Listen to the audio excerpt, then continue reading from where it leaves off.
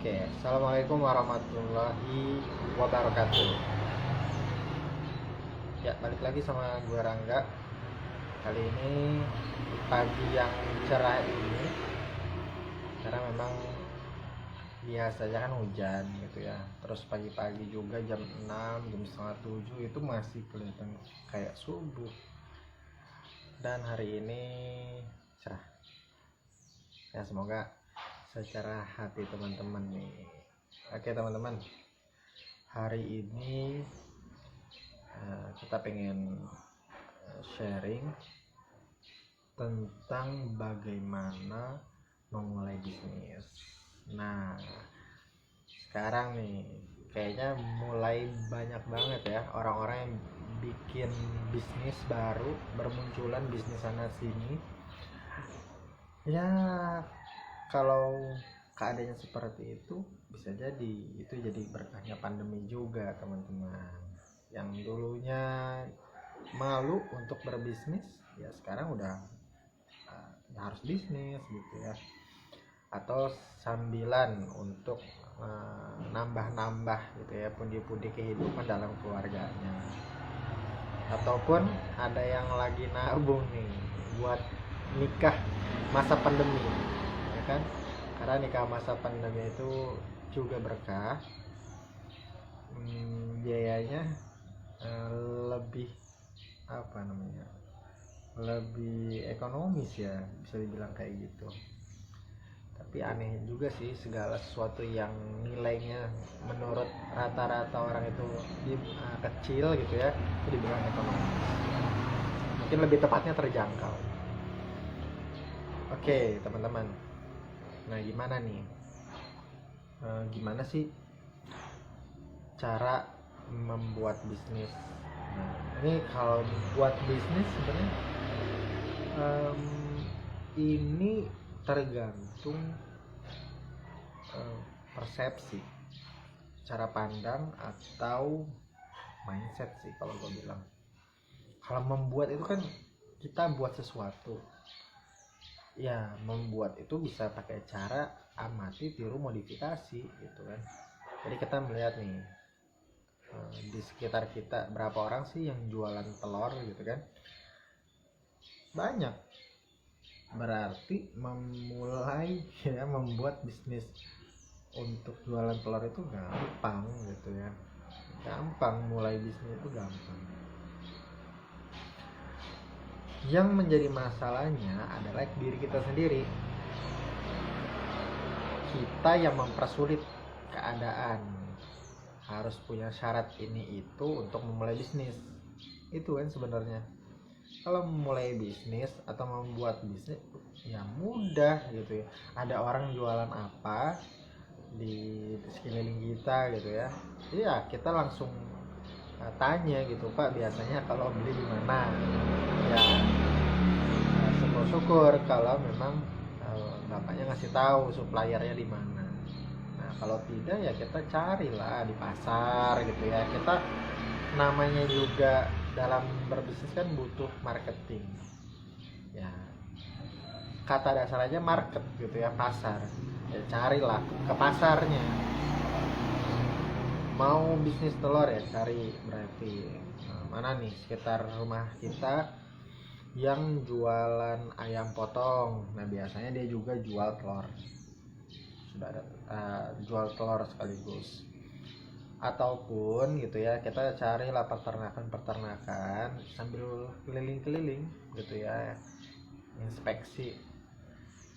Nah itu bisa kita manfaatkan waktu jalan-jalan, bukan hanya sekedar jalan-jalan, tapi kita bisa mengetahui kebutuhan orang-orang di sekitar kita itu apa. Karena nantinya yang paling mudah untuk memulai bisnis adalah orang-orang yang care terhadap keadaan sekitarnya atau lingkungannya. Itu sih. Jadi kembali lagi, bagaimana cara memulai bisnis tergantung cara pandang kita, persepsi, atau kalau gue lebih tepatnya mengatakan hal ini adalah mindset ya, mindset. Karena ini dasar banget. yang akan mengokohkan kita saat bisnis kita tidak stabil atau saat kita ingin naik gitu ya, mulai jualannya. Ya itu juga yang memperkuat kita untuk terus mau jualan, untuk mengembangkan bisnis itu biar lebih besar lagi. Karena banyak juga kok yang udah mulai bisnis besar-besaran, ya kan, mulai besar-besaran ternyata nggak kuat, akhirnya dia sendiri yang bilang kolaps gitu ya. Padahal untung rugi itu ya memang selalu ada, nggak bisa kita pungkiri, itu selalu ada, teman. Nah, kalau mulai bisnis ya tergantung daripada mindset kita. Bagaimana sih? Nah, ini kita membangun mindsetnya. Pasti kalau kita ikutan seminar-seminar bisnis yang akan dibahas adalah miliki mentor gitu. Mau pelatihan apa lagi? Misalnya orangnya bisnis penulisan, miliki mentor juga. Bisnis apa saja, misalnya MLM lah ya, pasti dibilangnya carilah mentor.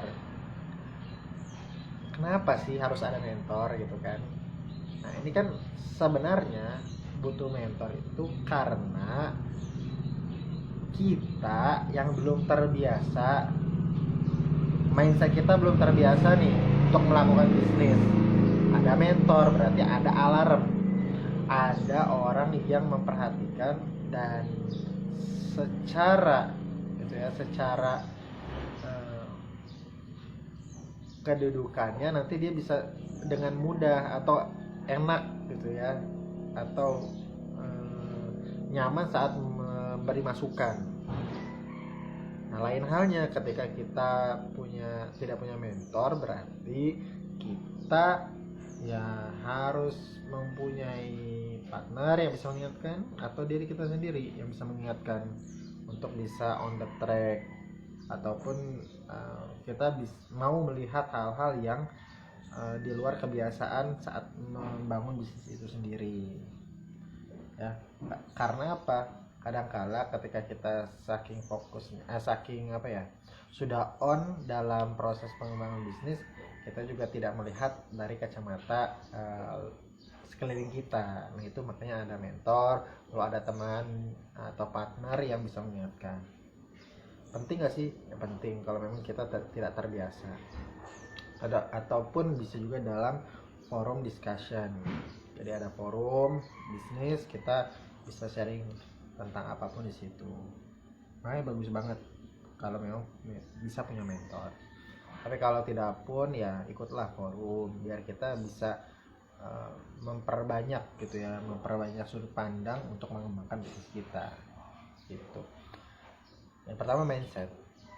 Yang kedua, untuk menciptakan bisnis ya bisa gitu ya, tadi ATM, ataupun kita mau mencoba hal yang lain dengan mencoba trial and error juga bisa. Tetapi seberapa kuat sih gitu kan, tadi makanya mindset, seberapa kuat sih kita mau melakukan trial and error. Karena saat melakukan trial and error itu kan kita tidak tahu gitu ya kerugian apa dan benefit apa yang akan kita dapatkan. Tetapi kalau kita mau apa ya, ada istilah gitu ya, high risk high return.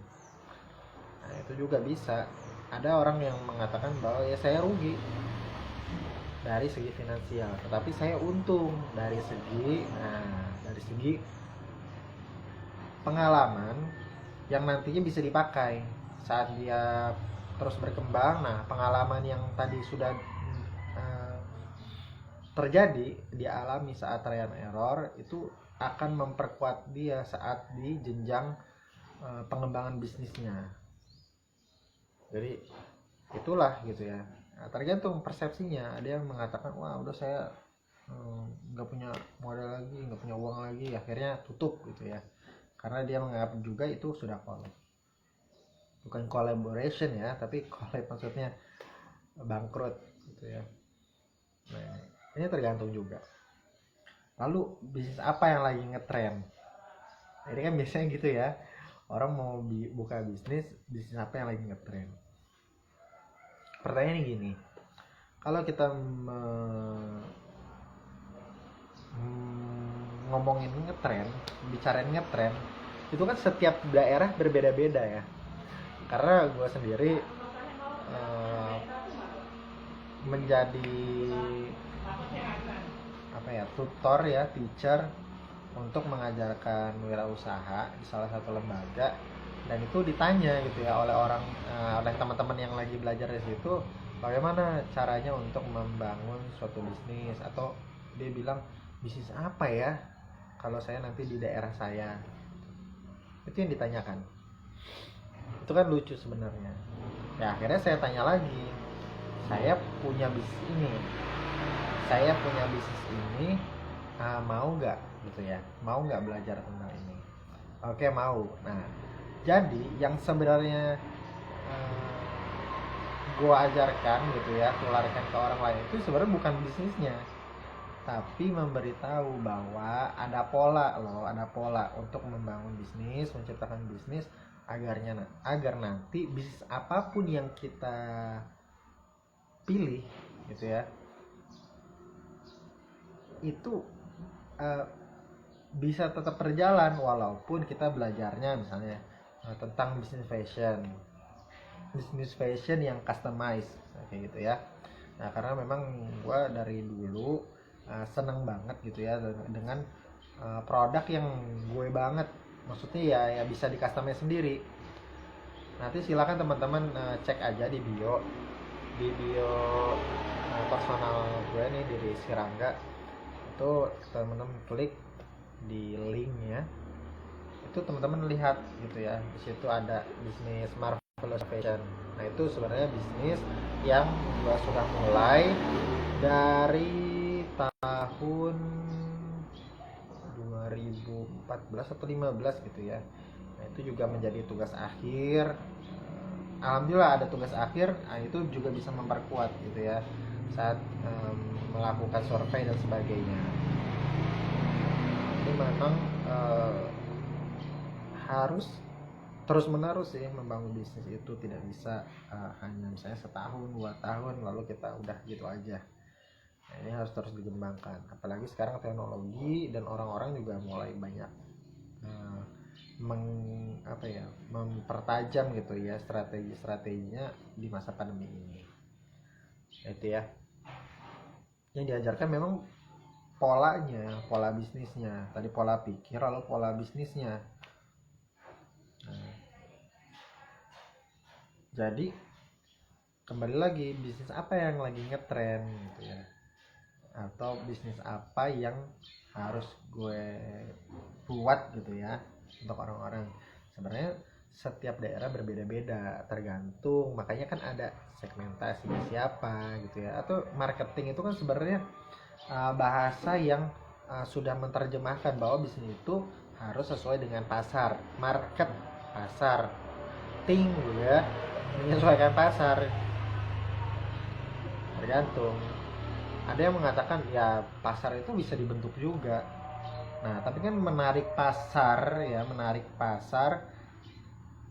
yang sudah ada, berarti kita harus punya juga dong, secara tidak langsung kita mempunyai pasar yang sesuai segmen kita awalnya, baru yang lainnya akan mengikuti. Kayak gini nih,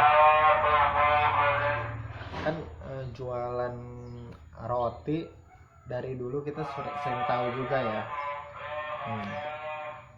Oh, ini bukan roti, ini ayam ungkep.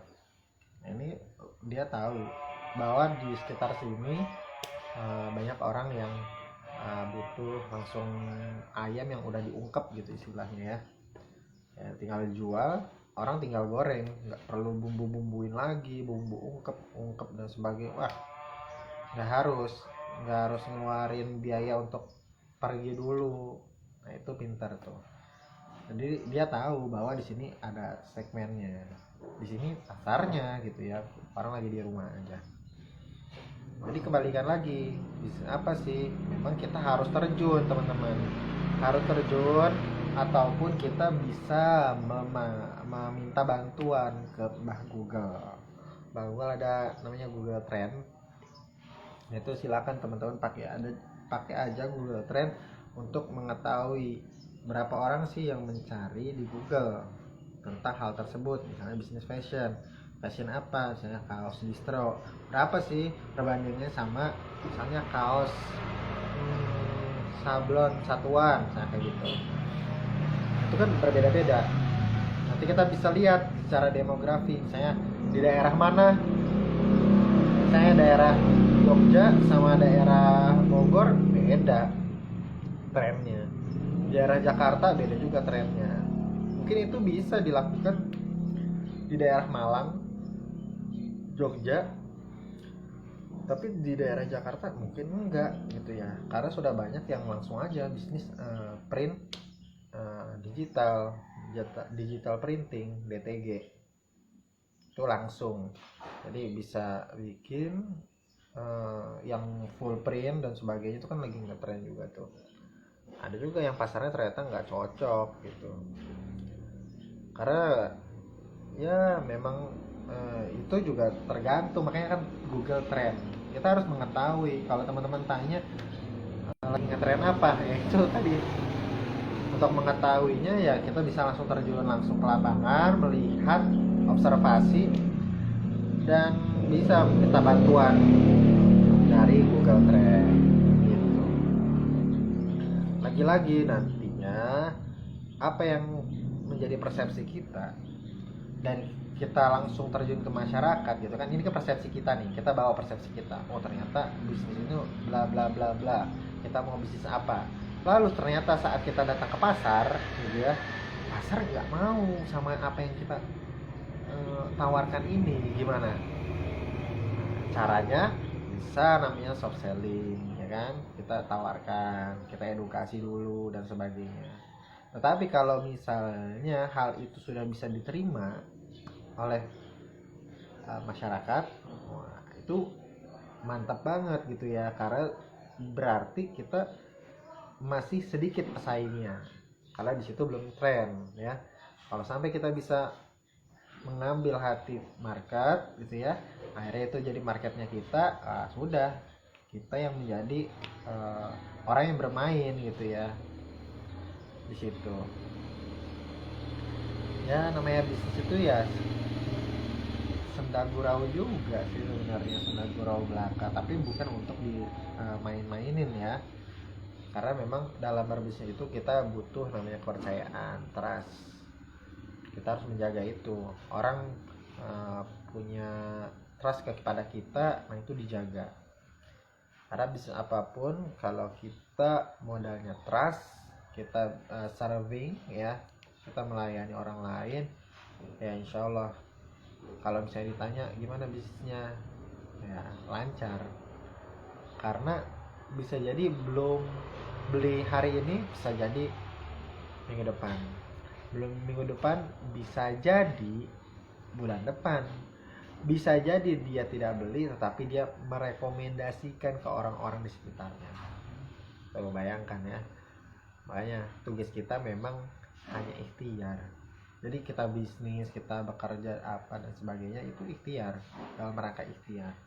Tapi yang namanya bisnis kita tidak pernah tahu gitu ya. Banyak orang yang bisnis gitu ya, baru sebulan udah langsung naik. Ada orang yang bisnis harus butuh 3 bulan baru dia percaya bahwa bisnisnya bisa maju, dan dia terus. Ada yang sampai bertahun-tahun pun ada. Jadi tergantung seberapa ikhtiarnya kita, seberapa maksimalnya kita, seberapa berkorbannya kita untuk bisnis yang sedang kita bangun. Karena ada yang bilang kalau bisnis nggak usah idealis lah gitu kan, nggak usah idealis lah. Tergantung gitu ya, kan setiap orang sebenarnya berbisnis membawa idealisnya dia masing-masing gitu ya, yang dikombin dengan melihat pasar. Makanya itu poinnya, kita harus melihat pasar. Kalau pasar kita tidak ada di daerah kita, ya cari pasar yang lain. Karena sekarang eranya kan sudah digital, jadi kita tidak harus misalnya gue nih Bogor ya, misalnya bisnis apa namanya, kroto kayak gitu ya, bisnis kroto masih masuk nggak sih di daerah sini, di daerah Bogor itu sendiri? Nah kalau tidak, makanya kita cari pasar ke daerah lain, walaupun base bisnis kita ada di Bogor ya, walaupun base bisnis kita ada di Bogor, tapi tidak apa-apa, kita punya koneksi di daerah-daerah lain. Jadi kita punya pasar, nggak harus kita harus pindah dulu. Sekarang kan udah digital, jadi orang bisa akses toko kita dari online. Oke, silahkan teman-teman kalau misalnya memang sedang membangun bisnis, kita bisa sharing nih ya, bisa lewat media online seperti ini, menggunakan kesempatan yang ada, ataupun ya teman-teman terus menimba apa ya, menimba ilmu. Kok ilmu ditimba ya? Ya kita butuh gitu ya, butuh asupan-asupan untuk memperkuat kita, sebenarnya memperkuat dalam arti menyemangati kita, karena ada kalanya kita itu semangat kan naik dan turun, makanya kita harus menetapkan untuk terus naik dinamis, biar kita juga mengetahui gitu ya, bahwa apa yang kita tanam maka kita juga yang akan menuai hasilnya. Apa yang siapa yang menanam, maka ia yang akan memetik hasilnya. Gitu teman-teman. Ya, itu dia sharing pagi ini. Semoga teman-teman dalam keadaan sehat walafiat, dan bagi yang mau memulai bisnis semoga sukses. Semoga terus istiqomah memulai bisnisnya. Baik yang langsung membuat bisnis besar gitu ya, ataupun ya bisnis yang bisa dimulai dari saat ini juga. Yang penting kita mau mulai gitu. Oke, see you again. Semoga bermanfaat. Silahkan nanti di share kalau hal ini bisa bermanfaat untuk bisnis teman-teman, bisa dalam hidup teman-teman. Kita doanya saja ya untuk keberkahan. Nah, kita bersama. Wassalamualaikum warahmatullahi wabarakatuh.